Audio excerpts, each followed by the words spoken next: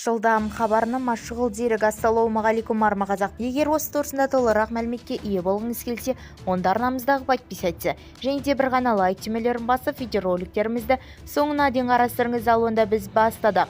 2023 жылғы 1 сәуірден бастап көлеңкелі айналымды азайту және салық шығындарын қ.қ.с. жою және де ЕАЭО елдерімен өзара саудалардың тауарлардың липесі шот фактуралары міндетті түрде беру енгізілді деп хабарлайды Zakon.kz.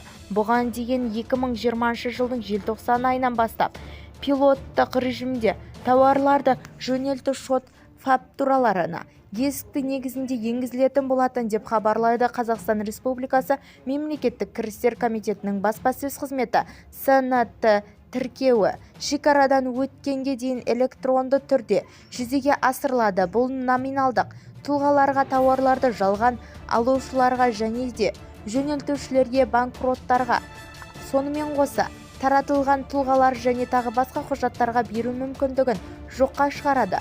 Осылайша енгізілген жүйе тауарларды шекара арқылы өткізуді бақылау процесін автоматтастыратын болады деп хабарлайды Мемлекеттік кірістер комитеті. Бізді тамашалауды жалғастырыңыз.